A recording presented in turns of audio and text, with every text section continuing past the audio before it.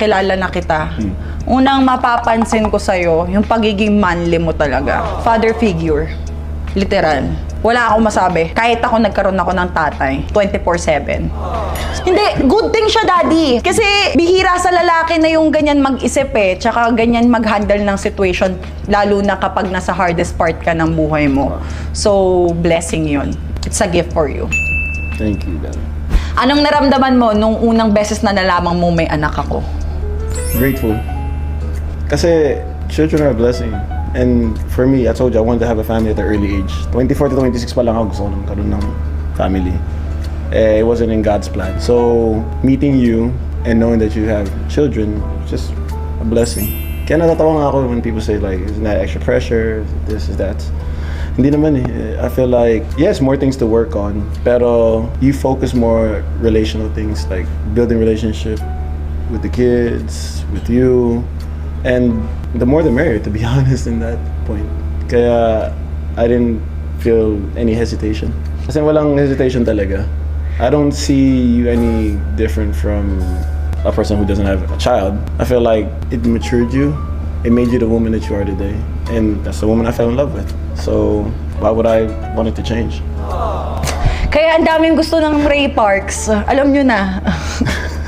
Di ba? Hindi naman totoo naman eh, di ba? Like, if you didn't have the kids, you would be a different person. Madami ako magiging kaagaw talaga dito. Madaming susubok umagaw. Kasi ganyan siya mag-isip.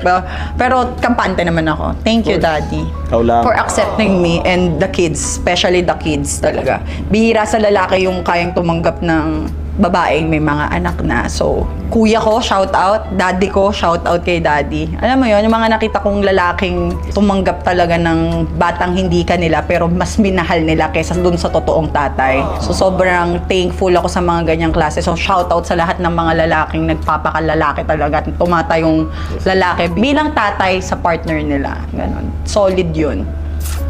How do you describe me to other people when I'm not around? Perfect. Oo nga! Hindi totoo! Halimbawa na pagkwentuhan namin with friends, halimbawa ni Jelay, ni Donna, or kaya nila Ivana, mga any friends ko na, kamusta si Ray, ganyan. Wala akong masabi kundi perfect kasi siguro dahil bago pa rin naman tayo, hindi pa natin ganun talaga 100% nakikita lahat ng side natin. Pero yung sa mga nakita ko na sa almost 1 year na magkausap tayo, sinasabi ko siyang perfect kasi ang dami kong natututunan, ang dami kong nare-realize, lalong-lalo na yung worth ko. Parang kung mawawala si Daddy Ray sa buhay ko ngayon, mahihirapan ako maghanap ng kapalit niya na kasing perfect ng ginagawa niya pagdating sa relationship namin. Totoo nga, ito naman nakala binubola. Totoo, almost perfect. Although walang taong perfect ha, sinasabi ko lang na si Daddy Ray talagang almost perfect tong lalaking to. Talaga naman. We all fall short of the glory of God, but at the end of the day, it's still His grace that continues to push us to make us better people each day. So each day I want to be a better partner to you. Happy wife? Happy life. More than